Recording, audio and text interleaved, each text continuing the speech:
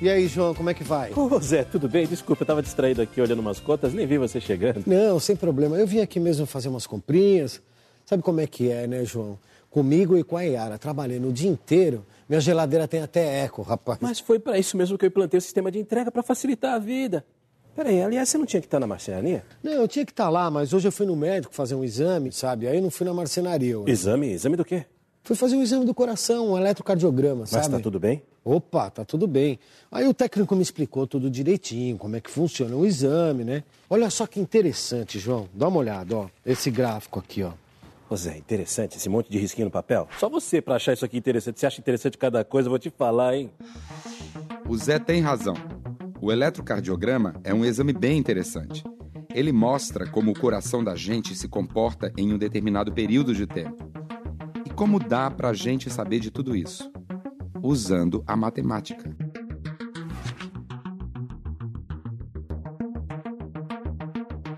O eletrocardiograma é um exame simples, né, que auxilia a ciência, tanto enfermeiros quanto médicos, a interpretarem o que está acontecendo dentro do coração. Ele consegue captar, através da pele, a corrente elétrica que está passando no coração. Ele se baseia em cima de dois planos.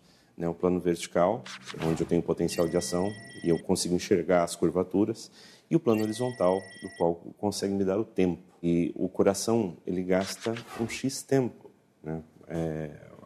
A parte dos batimentos cardíacos. Então eu consigo, através daí, verificar se eu tenho batimentos acelerados ou batimentos diminuídos, ou quando o coração está lesionado, se existe alteração desse traçado, ou seja, a corrente elétrica não consegue passar nesse espaço.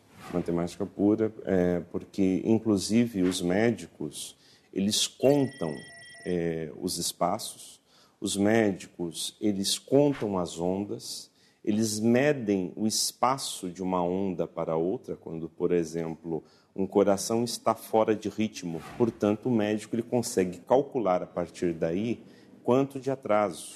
É isso mesmo, João. Olha, o eixo X é o tempo e o eixo Y é a diferença do potencial elétrico, plano cartesiano.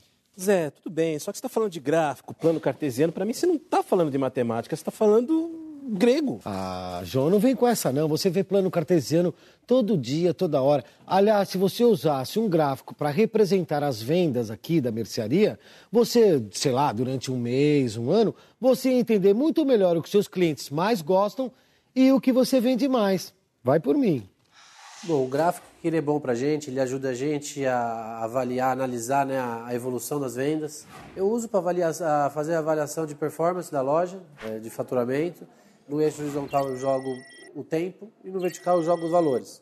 Ele me dá um gráfico na hora de quando que eu tive incremento de venda, quando que eu não tive, quando que é a época que eu vendo mais, quanto que eu vendia mais, dependendo de uma ação que eu fiz. 3, 4 pessoas olham o gráfico, as 3 conseguem identificar imediatamente os pontos que a gente está querendo posicionar. É importantíssimo, porque ele é muito mais fácil você visualizar uma coisa graficamente, né? Sem isso, a gente tem que fazer com tabela, a visualização é diferente. Sabe que você tem razão? Eu estou precisando saber um pouco mais sobre as vendas daqui da mercearia.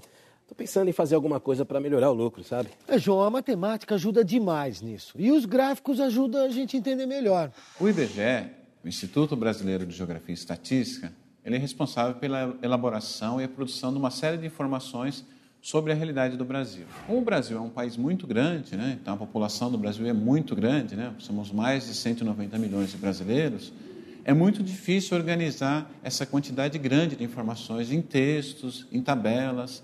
Então, para isso, o IBGE lança a mão do recurso de gráficos. Então, o IBGE utiliza gráficos como uma forma de transformar essas informações em algo mais razoável, mais compreensível. E nós temos várias possibilidades de organizar essas informações na forma de gráfico. Então, por exemplo, nós podemos transformar essas informações em gráficos com uma disposição da informação ao longo de um determinado período. Por exemplo, o IBGE produz o dado do índice de desemprego, a taxa de desocupação no Brasil. Nós podemos dispor essas informações ao longo do tempo, da forma que eu posso observar ao longo dos meses ou ao longo dos anos, por exemplo, como se comporta a taxa de desocupação ou a taxa de desemprego. Tem outras possibilidades. Por exemplo, da população do Brasil, quantos por cento corresponde à população feminina ou quantos por cento corresponde à população masculina?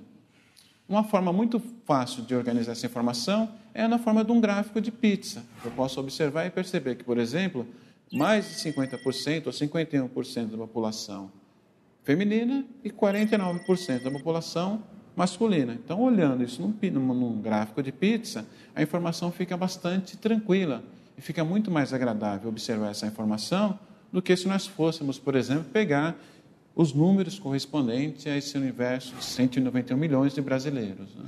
Viu só, João? E se você quiser, dá para fazer outros tipos de controle que vão te ajudar a economizar dinheiro e a cortar gastos. É mesmo? O que, por exemplo? Você pode, por exemplo, João, identificar melhor o pacote de telefonia que você usa aqui na mercearia, levando em conta o preço do pacote e a quantidade de minutos oferecida por cada operadora.